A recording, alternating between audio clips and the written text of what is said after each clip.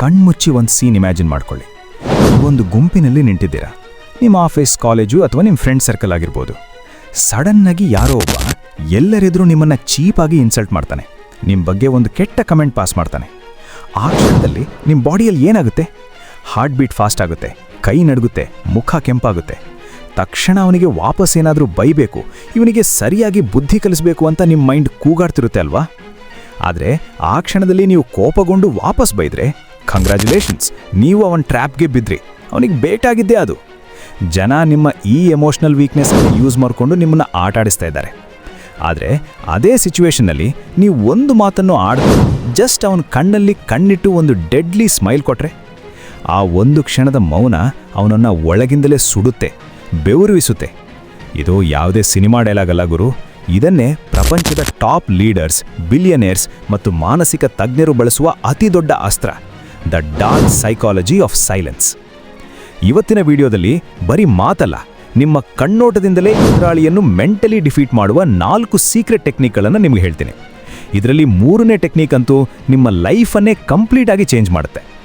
ಆ power miss ಮಾಡ್ಕೋಬಾರ್ದು ಅಂದರೆ ವಿಡಿಯೋನ ಎಂಡ್ವರೆಗೂ ನೋಡಿ. Number 1, the cortisol bond, conflict control. ಜಗಳದಲ್ಲಿ ನಿಮ್ಮ ಎದುರಾಳಿಯಲ್ಲೂ ಯಾವುದೇ ಫಿಸಿಕಲ್ ಟಚ್ ಇಲ್ಲದೆ ಒಳಗಿಂದಲೇ ಸುಡುವ ಟೆಕ್ನಿಕ್ ಇದು. ಯಾರಾದರೂ ನಮ್ಮ ಮೇಲೆ ಕಿರ್ಚಾಡಿದ್ರೆ ನಾವು ಡಿಫೆಂಡ್ ಮಾಡ್ಕೊಳ್ಳೋಕೆ ವಾಪಸ್ ಕಿರ್ಚಾಡ್ತೀವಿ. ಆದರೆ ಸೈಕಾಲಜಿ ಏನು ಹೇಳುತ್ತೆ ಗೊತ್ತಾ? 2006ರಲ್ಲಿ ಯೂನಿವರ್ಸಿಟಿ ಆಫ್ ಮಿಶಿಗನ್ ಮಾಡಿದ ಒಂದು ರಿಸರ್ಚ್ ಪ್ರಕಾರ, ಒಬ್ಬ ವ್ಯಕ್ತಿ ನಿಮ್ಮ ಮೇಲೆ ಕೂಗಾಡುವಾಗ ನೀವು ಒಂದು ಚೂರು ಮಾತಾಡದೆ ಮೌನವಾಗಿದ್ದರೆ ಆ ಎದುರಾಳಿಯ ಮೆದುಳಿನಲ್ಲಿ ಕಾರ್ಟಿಸಾಲ್ ಅನ್ನೋ ಸ್ಟ್ರೆಸ್ ಹಾರ್ಮೋನ್ ಬರೋಬ್ಬರಿ 40% ಹೆಚ್ಚಾಗುತ್ತೆ. ಅಂದರೆ ನೀವು ಮಾತಾಡದಿದ್ರೂ ನಿಮ್ಮ ಮೌನ ಎದುರಿಗಿರೋ ವ್ಯಕ್ತಿಗೆ ವಿಪರೀತ ಮೆಂಟಲ್ ಸ್ಟ್ರೆಸ್ ಕೊಡುತ್ತೆ. ಯಾಕೆ ಗೊತ್ತಾ? ಮನುಷ್ಯ ಜನ್ಮತಃ ಒಬ್ಬ ಸೋಷಿಯಲ್ ಆನಿಮಲ್. ಅವನ ಮೆದುಳಿಗೆ ರಿಜೆಕ್ಷನ್ ಅಥವಾ ಇಗ್ನೋರ್ ಮಾಡಿದರೆ ತಡ್ಕೊಳ್ಳೋಕ್ಕಾಗಲ್ಲ. ಇದನ್ನು ಪ್ರಾಕ್ಟಿಕಲ್ ಆಗಿ ಹೇಗೆ ಬಳಸಬೇಕು? ಯಾರಾದರೂ ನಿಮ್ಮ ಮೇಲೆ ಕೋಪಗೊಂಡು ಕೂಗಾಡ್ತಿದ್ರೆ ಜಸ್ಟ್ ಅವರ ಮುಖ ನೋಡಿ. ಅವರ ಕಣ್ಣುಗಳ ಮಧ್ಯೆ, ಅಂದರೆ ಹಣೆಯ ಕೆಳಭಾಗದ ಮೇಲೆ ನಿಮ್ಮ ದೃಷ್ಟಿ ಇರಲಿ. ಮುಖದಲ್ಲಿ ಯಾವುದೇ ರಿಯಾಕ್ಷನ್ ಇರಬಾರ್ದು, ಕಂಪ್ಲೀಟ್ ಬ್ಲ್ಯಾಂಕ್ ಫೇಸ್. ಅವರು ಬೈದು ಸುಸ್ತಾಗಿ ನಿಲ್ಲೋವರೆಗೂ ಕಾಯಿರಿ. ಅವರು ಕಾಯ್ತಾ ಇರ್ತಾರೆ, ಇವನೀಗ ವಾಪಸ್ ಬೈತಾನೆ ಅಂತ.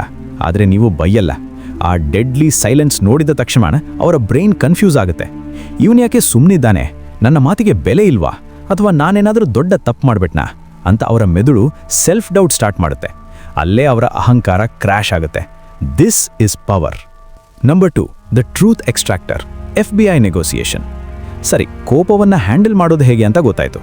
ಆದರೆ ಯಾರಾದರೂ ನಿಮ್ಮ ಮುಂದೆ ನಿಂತು ಕಂತೆ ಸುಳ್ಳು ಹೇಳ್ತಿದ್ದಾರೆ ಅಂತ ನಿಮಗೆ ಡೌಟ್ ಬಂದರೆ ಏನು ಮಾಡೋದು? ಅಲ್ಲಿ ಕೆಲಸ ಮಾಡುತ್ತೆ ನಮ್ಮ 2ನೇ ಮೆಥಡ್, ದ ಟ್ರೂತ್ ಎಕ್ಸ್ಟ್ರಾಕ್ಟರ್. ಇದನ್ನೇ ಸ್ಟ್ರಾಟಜಿಕ್ ಸೈಲೆನ್ಸ್ ಅಂತ ಕರೆಯೋದು. ಕ್ರಿಸ್ ವಾಸ್ ಅನ್ನೋ ವ್ಯಕ್ತಿಯ ಹೆಸರು ನೀವು ಕೇಳಿರ್ಬೋದು. ಈತ ಬೇರೆ ಯಾರೂ ಅಲ್ಲ, FBIನ ಟಾಪ್ ನೆಗೋಷಿಯೇಟರ್. ಟೆರರಿಸ್ಟ್ಗಳ ಜೊತೆ ಮಾತಾಡಿ ಜನರ ಪ್ರಾಣ ಉಳಿಸೋದು ಇವನ್ ಕೆಲಸ. ಒಮ್ಮೆ ಒಂದು ಕಿಡ್ನಾಪಿಂಗ್ ಕೇಸ್ನಲ್ಲಿ ಕ್ರಿಮಿನಲ್ ತನ್ನ ಡಿಮಾಂಡ್ ಇಡ್ತಾನೆ. ಆಗ ಕ್ರಿಸ್ ವಾಪಸ್ ಏನೂ ಮಾತಾಡಲ್ಲ. ಕೇವಲ 30 ಸೆಕೆಂಡ್ ಕಂಪ್ಲೀಟ್ ಸೈಲೆನ್ಸ್. ಆ ಸೈಲೆನ್ಸ್ನ ಪ್ರೆಷರ್ ತಡ್ಕೊಳ್ಳೋಕ್ಕಾಗದೆ ಆ ಕ್ರಿಮಿನಲ್ ತಾನಾಗೇ ತನ್ನ ಡಿಮಾಂಡನ್ನು ಕಡಿಮೆ ಮಾಡ್ಕೋತಾನೆ, ಕೊನೆಗೆ ಸರೆಂಡರ್ ಆಗ್ತಾನೆ. ಇದನ್ನು ನಿಮ್ಮ ಡೈಲಿ ಲೈಫ್ನಲ್ಲಿ ಹೇಗೆ ಬಳಸಬೇಕು? ಯಾರಾದರೂ ನಿಮ್ಮ ಹತ್ರ ಸುಳ್ಳು ಹೇಳ್ತಿದ್ದಾರೆ ಅಂತ ಅನಿಸಿದ್ರೆ, ನೀನು ಸುಳ್ಳು ಹೇಳ್ತಿದ್ದೀಯಾ ಅಂತ ಜಗಳಕ್ಕೆ ಹೋಗಬೇಡಿ. ಅವ್ರು ಹೇಳಿದ್ದನ್ನು ಕೇಳಿಸ್ಕೊಂಡು ಜಸ್ಟ್ ಅವರ ಕಣ್ಣಲ್ಲಿ ಕಣ್ಣಿಟ್ಟು ಕಣ್ಣು ಮಿಟಕ್ಸದೇ ನೋಡ್ತಾ ಇರಿ. 30 ಸೆಕೆಂಡ್ ಮೌನವಾಗಿರಿ. ಮನುಷ್ಯನಿಗೆ ನ್ಯಾಚುರಲ್ ಆಗಿ ಆಕ್ವರ್ಡ್ ಸೈಲೆನ್ಸ್ ಕಂಡ್ರೆ ಭಯ. ಆ ಸೈಲೆನ್ಸ್ ಫಿಲ್ ಮಾಡೋಕ್ಕೆ ಅವರು ತಡಬಡಿಸಿ ಓವರ್ ಎಕ್ಸ್ಪ್ಲೈನ್ ಮಾಡೋಕ್ಕೆ ಹೋಗ್ತಾರೆ. ಡೀಟೇಲ್ಸ್ ಕವರ್ ಮಾಡೋಕ್ಕೆ ಹೋಗಿ ತಮಗೆ ಗೊತ್ತಿಲ್ಲದ ಹಾಗೆ ತಾವೇ ಸತ್ಯವನ್ನು ಬಾಯ್ಬಿಡ್ತಾರೆ. ಬರೀ 10 ಸೆಕೆಂಡ್ ಮೌನ ಎಂಥವನ ಸುಳ್ಳನ್ನು ಹೊರತೆಗೆಯುತ್ತೆ. Number 3, the 6 second anchor, the power move. ಈಗ ಯೋಚನೆ ಮಾಡಿ, ಸುಳ್ಳು ಹಿಡಿಯೋದು ಗೊತ್ತಾಯ್ತು.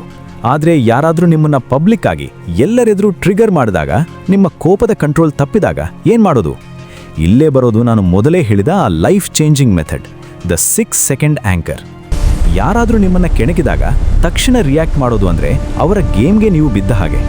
ಹಾರ್ವರ್ಡ್ ಮೆಡಿಕಲ್ ಸ್ಕೂಲ್ ಪ್ರಕಾರ ಕೋಪ ಬಂದ ತಕ್ಷಣ ರಿಯಾಕ್ಟ್ ಮಾಡಿದರೆ ನಮ್ಮ ಮೆದುಳಿನ ಅಮಿಗ್ಡಲ, ಅಂದರೆ ಭಯ ಮತ್ತು ಕೋಪದ ಸೆಂಟರ್ ಹೈಜಾಕ್ ಆಗುತ್ತೆ. ಆ ಕ್ಷಣದಲ್ಲಿ ನಾವು ಲಾಜಿಕಲ್ ಆಗಿ ಯೋಚಿಸುವ ಶಕ್ತಿಯನ್ನೇ ಕಳ್ಕೊತೀವಿ ಮತ್ತು ತಪ್ಪು ನಿರ್ಧಾರ ತಗೋತೀವಿ. ಆದರೆ ಕೇವಲ 6 ಸೆಕೆಂಡ್ ಮೌನವಾಗಿದ್ದರೆ ನಿಮ್ಮ ಮೆದುಳಿನ ಪ್ರೀಫ್ರಾಂಟಲ್ ಕಾರ್ಟೆಕ್ಸ್, ಅಂದರೆ ಲಾಜಿಕಲ್ ಥಿಂಕಿಂಗ್ ಸೆಂಟರ್ ಆಕ್ಟಿವೇಟ್ ಆಗುತ್ತೆ. ಇದನ್ನು ಹೇಗೆ ಬಳಸಬೇಕು? ನೆಕ್ಸ್ಟ್ ಟೈಮ್ ಯಾರಾದರೂ ನಿಮ್ಮನ್ನು ಟ್ರಿಗರ್ ಮಾಡಿದ್ರೆ ಮಾತಾಡಬೇಡಿ, ತುಟಿಯಲ್ಲಾಡಿಸಬೇಡಿ, ಬರೀ ಮೈಂಡಲ್ಲಿ ಕೌಂಟ್ ಮಾಡಿ.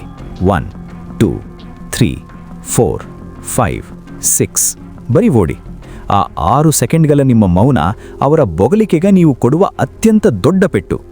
ಆ ಇಡೀ ಗುಂಪಿನಲ್ಲಿ ನೀವೇ ಮೋಸ್ಟ್ ಪವರ್ಫುಲ್ ಮತ್ತು ಮೆಚ್ಯೂರ್ಡ್ ವ್ಯಕ್ತಿ ಅಂತ ಪ್ರೂವ್ ಆಗುತ್ತೆ. ಸ್ಟೀವ್ ಜಾಬ್ಸ್ ಅಥವಾ ಇಲಾನ್ ಮಸ್ಕ್ದ ಇಂಟರ್ವ್ಯೂಸ್ಗಳನ್ನು ನೋಡಿದ್ದೀರಾ? ಟಫ್ ಕ್ವೆಶ್ಚನ್ ಕೇಳಿದಾಗ ಅವರು ತಕ್ಷಣ ಆನ್ಸರ್ ಮಾಡಲ್ಲ, 5 ಸೆಕೆಂಡ್ ಯೋಚನೆ ಮಾಡ್ತಾರೆ.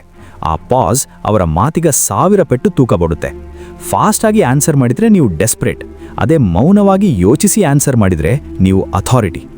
ರೋಮನ್ ಎಂಪರರ್ ಮಾರ್ಕಸ್ ಆರೆಲಿಯಸ್ ಹೇಳಿದ ಹಾಗೆ, ನಿಮ್ಮ ಮೈಂಡ್ ಮೇಲೆ ನಿಮಗಿರುವ ಕಂಟ್ರೋಲೇ ನಿಮಗೆ ಅಸಲಿ ಶಕ್ತಿಯನ್ನು ಕೊಡುತ್ತೆ.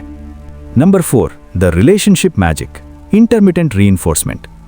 ಕೋಪ, ಆಫೀಸ್, ಶತ್ರುಗಳು ಇದೆಲ್ಲದರ ಬಗ್ಗೆ ಮಾತಾಡಿದ್ವಿ. ಆದರೆ ಮನುಷ್ಯನ ಅತಿ ದೊಡ್ಡ ವೀಕ್ನೆಸ್ ಇರೋದು ಮತ್ತೊಂದು ಜಾಗದಲ್ಲಿ, ಅದೇ ರಿಲೇಷನ್ಶಿಪ್ಸ್. ಎಷ್ಟೋ ಜನ ಕಮೆಂಟ್ಸ್ಗಳಲ್ಲಿ ಕೇಳ್ತಾರೆ, ನಾನು ಅವ್ರನ್ನ ಎಷ್ಟು ಹಚ್ಕೊಂಡಿದ್ದೀನಿ, ಆದರೆ ಅವ್ರು ನಮಗೆ ವ್ಯಾಲ್ಯೂನೇ ಕೊಡ್ತಿಲ್ಲ ಅಂತ. ಇಲ್ಲಿ ಮೌನ ಹೇಗೆ ಮ್ಯಾಜಿಕ್ ಮಾಡುತ್ತೆ? That is our final method. ನೀವು ಮಾಡೋ ಅತಿ ದೊಡ್ಡ ತಪ್ಪು ಅಂದರೆ ಯಾವಾಗಲೂ ಅವೈಲಬಲ್ ಇರ್ತೀರಾ. ಮೆಸೇಜ್ ಬಂದ ತಕ್ಷಣ ಫ್ರ್ಯಾಕ್ಷನ್ ಆಫ್ ಸೆಕೆಂಡಲ್ಲಿ ರಿಪ್ಲೈ ಮಾಡ್ತೀರಾ. ಅವರಿಗಾಗಿ ನಿಮ್ಮ ಕೆರಿಯರ್, ಕೆಲಸ ಬಿಟ್ಟು ಓಡ್ ಹೋಗ್ತೀರಾ. ಪ್ರತಿಯೊಂದಕ್ಕೂ ಓವರ್ ಎಕ್ಸ್ಪ್ಲೇನ್ ಮಾಡ್ತೀರಾ.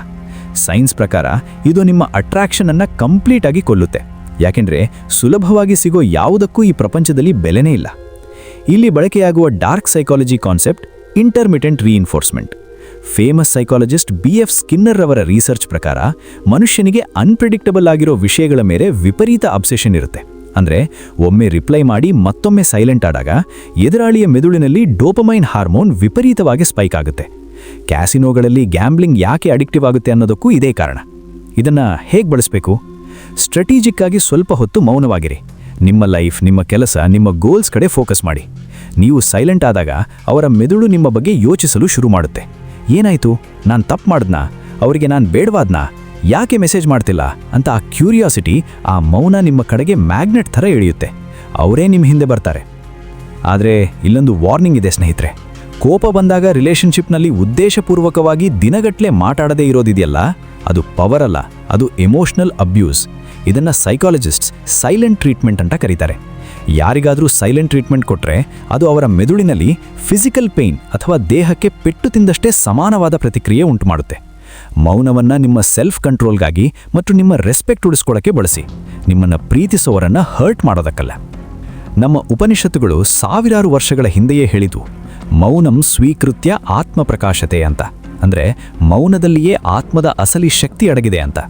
ಈಗ modern science, FBI, neuro scientists ಎಲ್ಲರೂ ಅದೇ ಮಾತನ್ನು ಹೇಳ್ತಿದ್ದಾರೆ. ಸೊ ಬಾಸ್, ಇವತ್ತಿನಿಂದ ರಿಯಾಕ್ಷನ್ ಕಡಿಮೆ ಮಾಡಿ ರೆಸ್ಪಾನ್ಸ್ ಜಾಸ್ತಿ ಮಾಡಿ. ರಸ್ತೆಯಲ್ಲಿ ಬೊಗಳುವ ಪ್ರತಿ ನಾಯಿಗೂ ಕಲ್ಲು ಹೊಡೆಯುವ ಅವಶ್ಯಕತೆ ನಿಮಗಿಲ್ಲ. ನಿಮ್ಮ ಎನರ್ಜಿನ ಸೇವ್ ಮಾಡಿ. ಈ ವಿಡಿಯೋದಿಂದ ನೀವೇನಾದರೂ ಹೊಸದಾಗಿ ಕಲ್ತಿದ್ರೆ ಕಮೆಂಟ್ ಸೆಕ್ಷನಲ್ಲಿ ಕೇವಲ ಒಂದು ಪದ ಟೈಪ್ ಮಾಡಿ, ಮೌನ. ಬೇರೆ ಯಾವುದೇ ದೊಡ್ಡ ವಾಕ್ಯ ಬೇಡ, ಬರೀ ಮೌನ ಅಂತ ಟೈಪ್ ಮಾಡಿ. ಇವತ್ತಿನಿಂದ ನೀವು ಈ ಡಾರ್ಕ್ ಸೈಕಾಲಜಿಯನ್ನು ಮಾಸ್ಟರ್ ಮಾಡ್ತಿದ್ದೀರಾ ಅಂತ ನನಗೆ ತಿಳಿಸಿ. ವಿಡಿಯೋ ಲೈಕ್ ಮಾಡಿ, ಸಬ್ಸ್ಕ್ರೈಬ್ ಮಾಡೋದನ್ನು ಮರಿಬೇಡಿ. ನೆಕ್ಸ್ಟ್ ವಿಡಿಯೋದಲ್ಲಿ ಸಿಗೋಣ. Stay silent, stay powerful.